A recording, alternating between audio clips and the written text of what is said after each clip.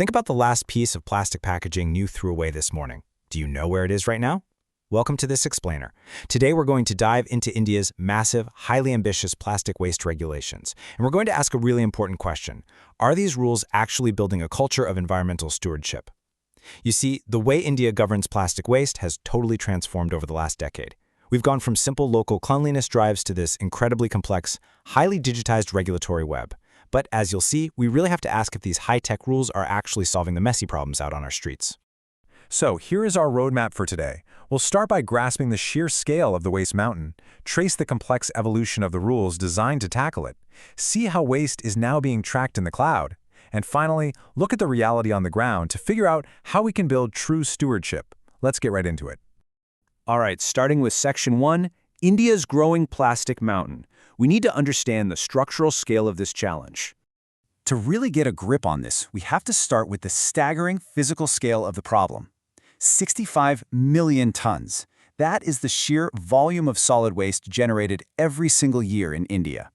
Out of that, roughly 62 million tons is municipal solid waste. And within that massive, sprawling pile, plastic makes up a highly visible and honestly, highly problematic 10%. The core issue here is that, thanks to our changing consumption habits, almost 70% of all plastic packaging turns into waste literally the moment after it's consumed.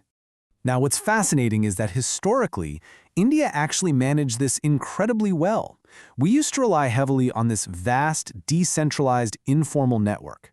This traditional system of repair and reuse, culturally known as kabad se jugaad, or waste to wealth, was remarkably effective. I mean, it achieved a plastics recycling rate of nearly 60%. To put that into perspective, that absolutely crushed the global average of just 14%. But rising prosperity has kind of overwhelmed this traditional system, completely replacing it with a linear use-and-throw lifestyle where single-use plastics are just everywhere. And when that tidal wave of single-use plastic hits our cities, the local municipalities simply don't have the financial setup to handle it. Just look at how the budget breaks down.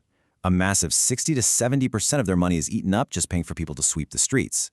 Throw in another 20 to 30% just to transport the garbage, and that leaves a tiny, highly inadequate 10% for actual scientific processing and recovery. Because of this huge structural deficit, roughly a quarter of all waste is left completely untreated, just sitting there in open dump sites. Which brings us to Section 2, the complex evolution of rules. Let's look at how the government has systematically overhauled the entire regulatory regime to try and conquer this mountain. So the rules actually started out pretty simply back in 2011, mostly just banning plastic bags under 40 microns. By 2016, they bumped that up to 50 microns and introduced this new concept called Extended Producer Responsibility, or EPR. But to really crack down on the plastics that end up as litter, 2021 and 2022 saw sweeping bans on 19 specific single-use plastic items, pushing the thickness limit all the way up to 120 microns. And now, in 2025, we are entering this intense era of mandatory digital verification using QR codes, backed up by strict punitive enforcement. It's been an absolutely massive leap in regulatory complexity over a short time. But let me tell you, there is some serious friction behind this complex evolution. A huge point of debate was around those thickness limits. The environmental goal makes total sense, right? Thicker plastics are heavier, so they don't blow around as litter, and they encourage people to reuse them. But the food and pharma industries raised a totally valid technical concern.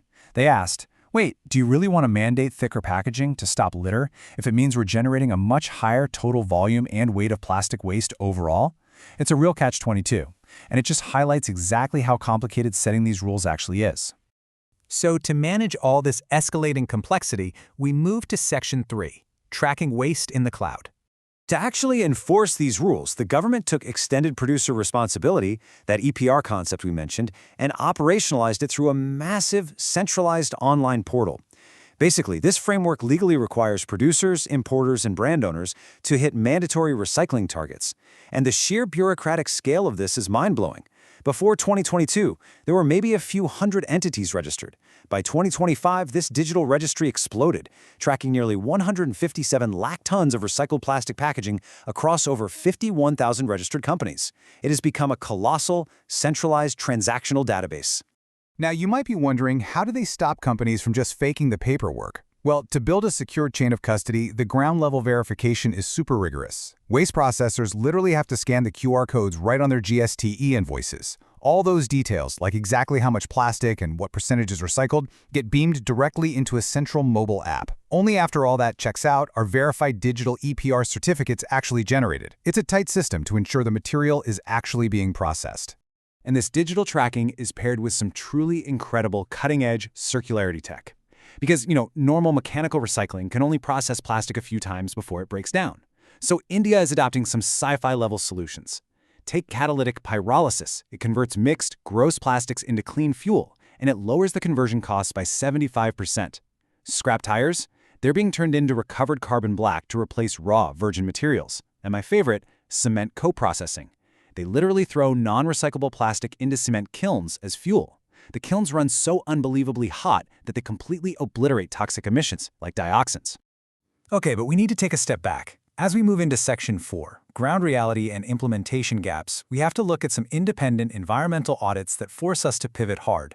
There is a massive, glaring implementation gap between this shiny digital compliance framework and the messy, underfunded physical reality at the city level. If you look at the dashboard, everything is pristine. Brands are trading EPR credits across state lines, hitting all their targets. But out in the real world, independent audits revealed that our cities are battling severe manpower shortages, totally missing solid waste bylaws, and landfills that are just choked with completely unsegregated garbage. These audits across multiple states expose some brutal systemic bottlenecks. It comes down to failures in foundational planning, financing, and enforcement. For instance, in Odisha, because they never framed local bylaws, municipalities literally couldn't collect user fees from citizens. In Karnataka, there was a staggering 70% vacancy rate for health inspectors. That totally paralyzed enforcement and led to massive revenue losses. And in Jharkhand, a lack of basic long-term planning meant over 23 crore rupees just sat there in idle bank deposits, while local waste infrastructure remained unbuilt. And when this source segregation fails at the local level, the consequences are devastating. This tragic detail really grounds all those abstract policy failures we've been talking about.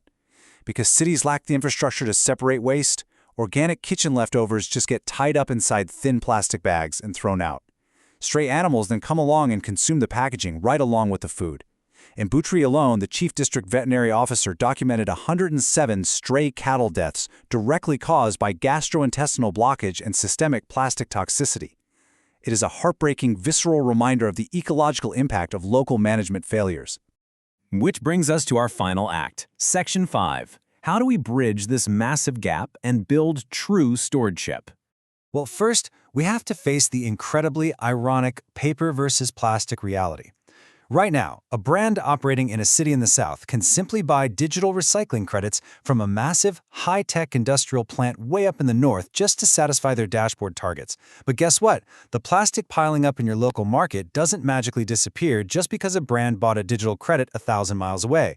The current EPR system is basically trading digital paper, concentrating wealth among huge processors, while the local municipalities are left holding the physical garbage bag without any of the financial benefit. So what are the policy pathways to fix this? We have to align that fancy digital tracking with actual local execution. First off, we need to decentralize those EPR funds and send them directly to the municipalities so they actually have the money to build local facilities. Second, city contracts must mandate the integration of local waste picker cooperatives. Third, we need to implement tax incentives, like GST breaks, for using post-consumer recycled content to reward actual circular product design. Fourth, state pollution boards have got to step away from their screens and strengthen unannounced physical audits. And finally, we have to nudge household behaviors with strict no segregation, no collection rules. Because if you and I don't separate our waste at home, the entire system breaks down from step one. And this really brings us to the human element. True environmental stewardship requires that marginalized groups are actively integrated into the formal circular economy. Right now, when cities sign huge, centralized contracts, the informal waste pickers are often pushed out and driven further into poverty. Instead, we should be leveraging AI platforms to formally connect these informal kabatewalas directly with bulk buyers. It's a win-win. It combines their absolute mastery of localized sorting with our new digital tracking tools, improving both the traceability of the waste and, more importantly, their livelihoods. So, I want to leave you with this provocative final thought. Through the complex evolution of these rules, we have successfully built an incredibly sophisticated digital compliance framework. But deterrence and flashy dashboards are not enough? Are our rules just managing plastic waste on a screen?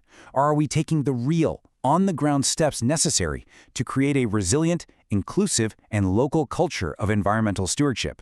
Thank you so much for joining me for this explainer.